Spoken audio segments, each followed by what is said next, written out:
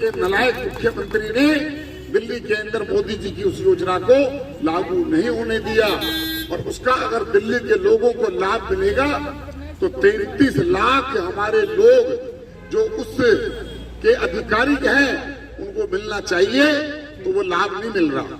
ज्यादा से ज्यादा लोग आयुष्मान योजना डालें, क्योंकि जब ये सुझाव जाएंगे तो नरेंद्र मोदी जी को दूसरा रास्ता निकालना पड़ेगा कि अगर केजरीवाल लागू नहीं कर रहा तो केंद्र इस योजना को लागू करे।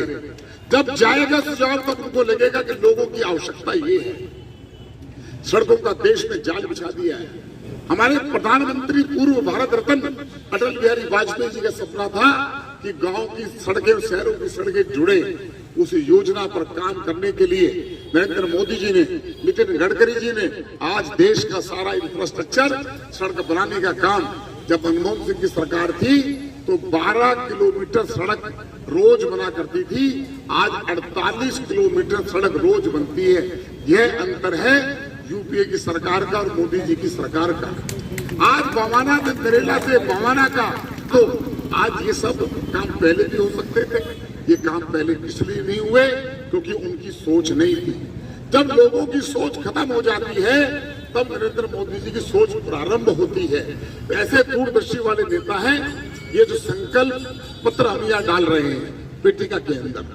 लोग कह रहे हैं कि नरेंद्र मोदी जी 2024 में प्रधानमंत्री बनेंगे तीसरी बार। हमारे अमित शाह जी से किसी ने पूछा कि आप 2024 की बात कर रहे हो, मैं तो 2029 की बात सोच रहा हूँ।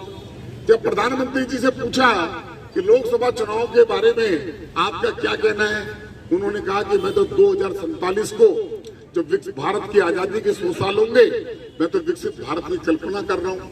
2047 की कल्पना कर रहे हैं। उस समय देश क्या होगा और दिल्ली क्या होगी, यह देखने का विषय है।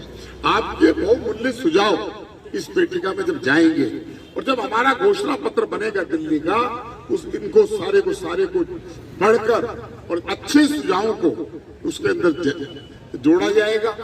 हमारा इस उत्तर पश्चिम जिले का लोकसभा का एक मैनिफेस्टो होगा। हमारा हर विधानसभा का 10 विधानसभा है, इसमें एक मैनिफेस्टो होगा।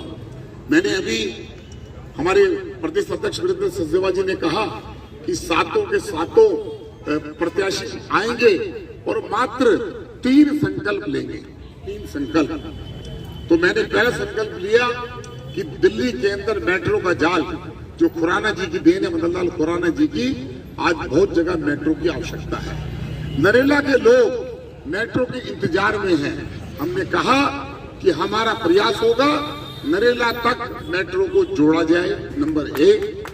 नंबर 2, रिठाला तक मेट्रो है, रिठाला से भवाना तक मेट्रो जोड़ा जाए। नंबर 3, किराड़ी एक ऐसा विधानसभा का क्षेत्र है जिसके अंदर पानी आज भी 5-5 फुट पानी भरा हुआ है। हमारी डीडीए की जमीन पर पानी है, पानी की निकासी नहीं है, पानी वहीं घूमता है। और किराड़ी से लेकर अगर हम रोहतक रोड जाना चाहें तो किराड़ी में 2,97,000 वोटर हैं। 2,97,000 जो अपने रोजी रोटी के लिए बाहर जाते हैं, तो वहां पर जो रेलवे का फाटक है जिसको 12C फाटक कहा जाता है, दिल्ली में नरेंद्र मोदी जी ने पूरे देश में 2000 फाटकों को रिमूव करने का काम कर दिया। काम प्रारंभ हो गया, लेकिन दुर्भाग्य से दिल्ली के नालायक मुख्यमंत्री ने उस फाटक के लिए एनओसी नहीं दी, जबकि रेलवे ने 132 करोड़ रुपया उसके लिए अंडर ब्रिज के लिए पैसा दे दिया। तो हमने कहा हम उसको काम कराएंगे। अगर आप एनओसी नहीं देंगे तो आपके पिताजी एलजी साहब बैठे हुए हैं, एलजी साहब जो दिल्ली के लिए काम कर रहे हैं, एलजी साहब को भी अब तो आपके अधिकार छिन गए।